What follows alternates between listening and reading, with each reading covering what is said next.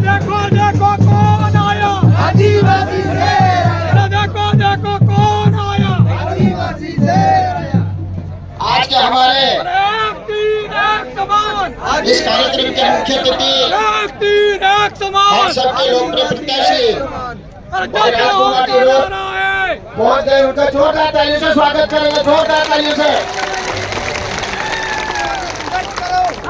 एक तीर एक समान, एक तीर एक समान, जय जोहार का नारा है। आज हमारे इस खेड़ा धरती में हमारे डूंगरपुर बांसवाड़ा के भारत आदिवासी पार्टी के लोकप्रिय प्रत्याशी बड़े भाई राजकुमार जी रोहत का इस खेड़ा धरती की जनता जनार्दन की ओर से तहे दिल से हार्दिक स्वागत अभिनंदन करता हूं। साथ ही मेरे जितने राइट साइड में जितने भी साथी हैं, कृपया करके इधर सामने आइए। जितने साथी हैं आपसे अनुरोध है सामने आइए।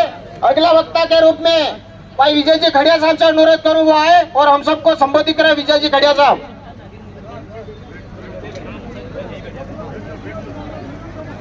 भारत माता की, भारत माता की, एक तीर एक कमान, हक मांग दे।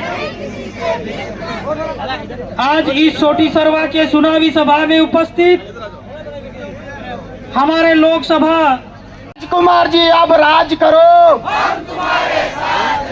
अब अगला वक्ता के रूप में बांसवाड़ा डूंगरपुर के हम सबके लोकप्रिय, हम सबके लाडले परम सम्मान्य राजकुमार जी रोहत साहब से आग्रह करूं कि वो आए और हम सबको संबोधित करें। राजकुमार जी रोहत साहब।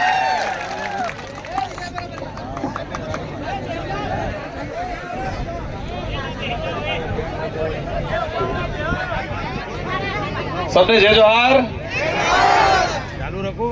बोलिए। मामा बालेश्वर की बोलिए। गोविंद गुरु और सांसद उम्मीदवार बनने के काबिल बने इन संविधान निर्माता और अंग्रेजों से और मुगलों से लड़ने वाले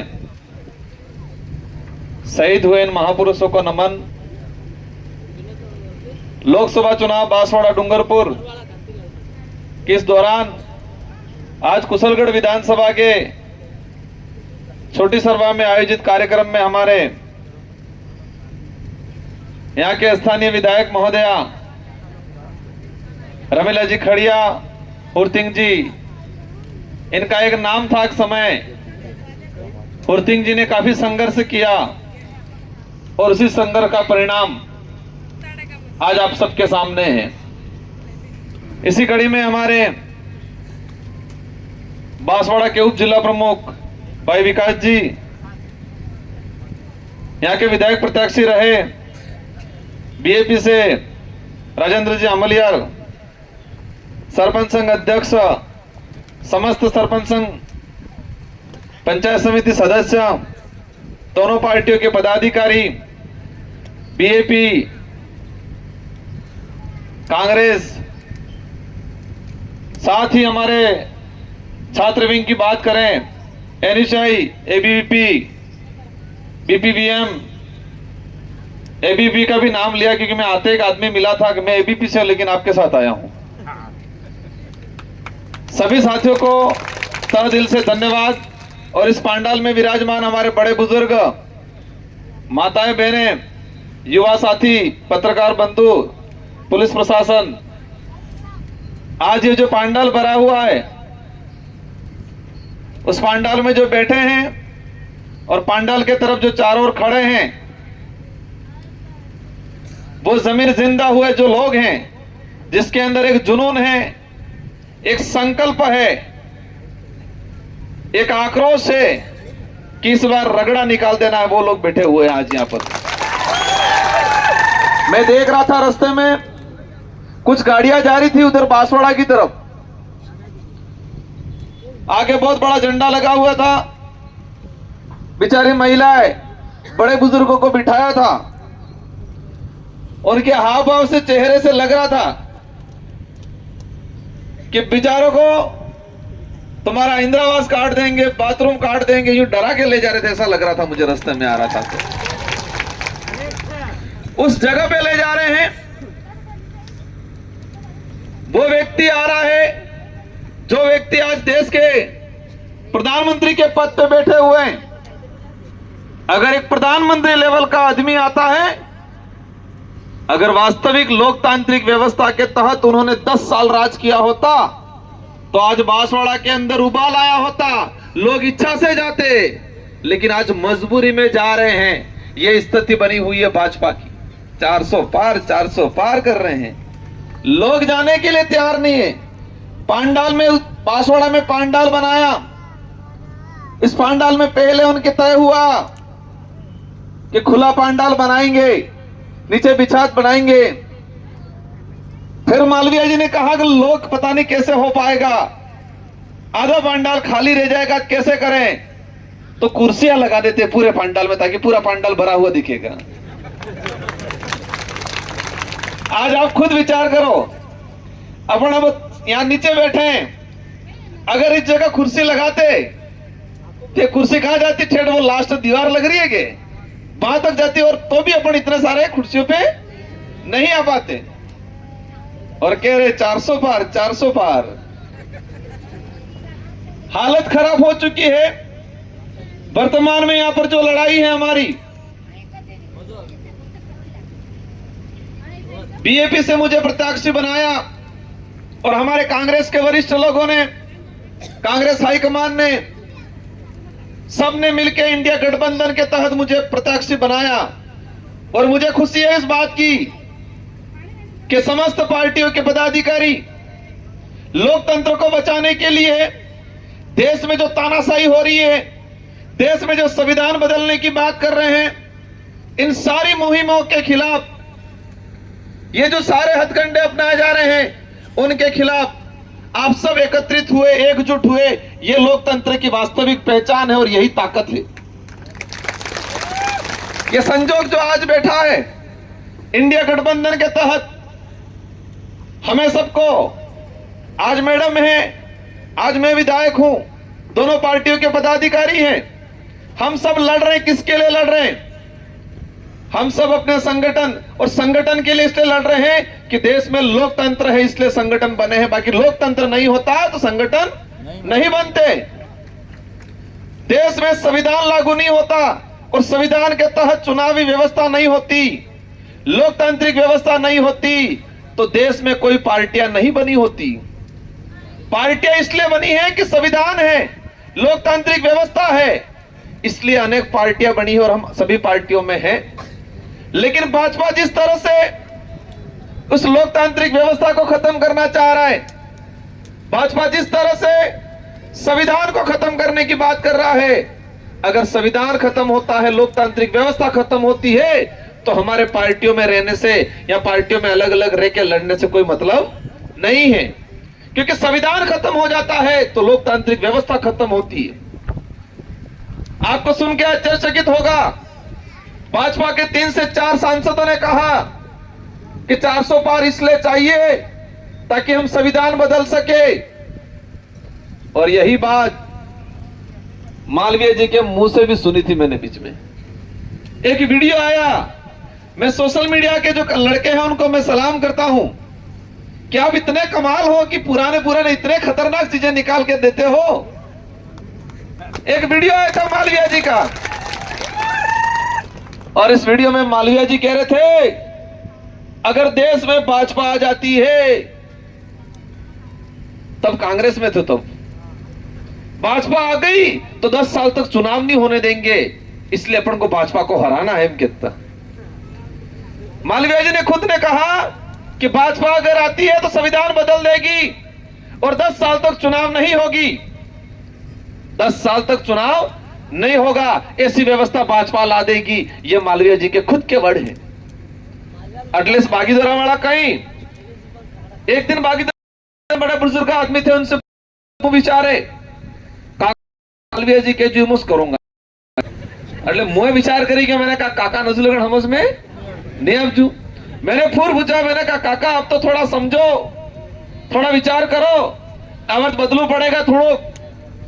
तो काके के जो ना मालवीय के जो तो मुस करेंगे कार्य फुलान वोट आलो न कि अगली मिस करवाना है। बेरोजी ले जाए ना बड़े बुजुर्गों को सौगंध खिलाए थे कि कार्य बीजेपी फुला वाले वोट आलो न कि अगले मालवीय जी के जुइस करवाना है, रगड़ो काढ़ी नागवाना है उनके। इस मंच के माध्यम से मैं इनको भी कहना चाह रहा हूं, अगर आप पे कोई संकट आया था, क्योंकि आपको इस क्षेत्र की जनता ने एक दिग्गज नेता, एक आदर्श पुरुष के रूप में मानते थे, आपको मान सम्मान करते थे। हम भी भले दूसरी पार्टी थी, लेकिन उनको एक मान सम्मान देते थे, एक दिग्गज नेता, इस क्षेत्र का बड़ा लीडर के रूप में मानते थे। अगर आप पे कोई संकट आई थी तो आप पूरे समाज को इकट्ठा करते, इस क्षेत्र में रहने वाले प्रत्येक वर्ग के लोगों को इकट्ठा करते और कहते ये बात है तो हम सब साथ देते। आपको ईडी के डर से भागने की जरूरत नहीं थी। हमें दुख होता है कि हमारे बड़े बुजुर्ग ने 40 साल तक ऐसे नेता को दिग्गज माना, 40 साल तक इस क्षेत्र की जनता ने ऐसे नेता को दिग्गज माना जो एक छोटी सी ईडी और गिड़ी से भाग गया, ऐसे नेता को दिग्गज माना। उस बात का दुख है हमें। बड़े बुजुर्गों ने इतना भरोसा जताया, इतना मान सम्मान दिया, इतना विश्वास किया, आंख बंद करके बड़े बुजुर्ग हमारे लोग इनके पीछे घूमते थे, एक आवाज करते थे। बड़े बुजुर्ग आधी रात को खड़े होकर जाते थे।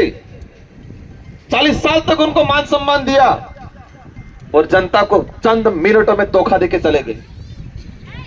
वो उस मुख्यमंत्री को मैं धन्यवाद देना चाहता हूं, झारखंड के मुख्यमंत्री। वो डटा रहा, मुख्यमंत्री होकर जेल जाना पसंद किया, लेकिन भाजपा से नहीं डरा वो आदमी। आप पार्टी के मुख्यमंत्री थे अरविंद केजरीवाल, उस आदमी ने भी जेल जाना पसंद किया, लेकिन भाजपा के सामने झुकना पसंद नहीं किया।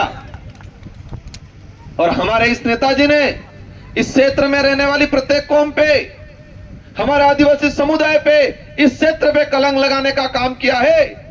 ये सवाल वो भाजपा में चले गए, संसद का चुनाव लड़ रहे हैं, वो सवाल नहीं है।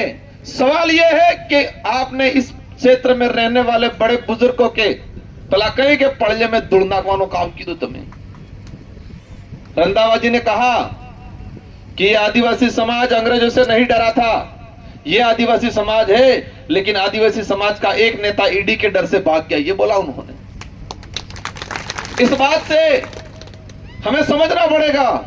और मैंने भी रंधावा जी को कहा, रंधावा जी आप चिंता मत करो, आप इंडिया गठबंधन करो और हम सब मिलके ऐसा रगड़ा निकालेंगे और 26 तारीख के दिन बताएंगे, 4 तारीख के रिजल्ट में बताएंगे कि यह वही लोग हैं जो अंग्रेजों से नहीं डरे थे। ये वही लोग हैं जो अंग्रेजों से नहीं डरे थे, ये वही खून है। और इस बार हमें अंग्रेजों से तलवारों से, लड़ से, हथियार से लड़ा जाता था, लेकिन यह लोकतंत्र में वोट से लड़ा जाता है, अपने मत से लड़ा जाता है। और ये अधिकार प्रत्येक व्यक्ति को दे रखा है। ये अधिकार है हमारा, 18 साल से ऊपर वाले प्रत्येक व्यक्ति के पास वोट का अधिकार है। और ये अधिकार हमारे पूर्वजों के, ये जो उनके मालार्पण कराया, इनकी लड़ाइयों की वजह से, इनके बलिदान की वजह से, इनके संघर्ष की वजह से हमको मिला है ये अधिकार। इसलिए इस अधिकार का सही उपयोग करना है और इसको हम लोकतंत्र की चाबी बोलते हैं। वो कहने चाबी, कई जना कहे मालवीय जी दिग्गज कई मोटी मोटी दुकानें हैं, पर इन दुकानों ने साबित तो जनता पाए है। इस बार सेटर पड़ी जवानू है और सेटर पड़ीएगी अर्दू थे नामांकन ने दाड़े मुख्यमंत्री जी हाथ जा ते समझू ने कई नर घर के बजाड़ जे पण के भजन वाजू ने। और ए बार इस सेटर पड़ी गयो થોડુંક રહેજો પણ આણને में मोदी जी आवे तो ओसो થઈ જાય પાછું પણ નહીં થવાનું હોય આના સેટર માથે જનતા બેહી ગઈ है और ये बंद करीन ताड़ो लॉक कराड़ी साबिल लगाड़ी दीवानी है 26 तारीख की और इस सेटर हमेशा बल्ले बंद थाई जाएगा और मैं कहता हूं इस क्षेत्र की जनता सुखी हो जाएगी और इस क्षेत्र में नई लीडरशिप पनपेगी जो इस क्षेत्र की जनता के लिए काम करेगी आने वाले समय के अंदर।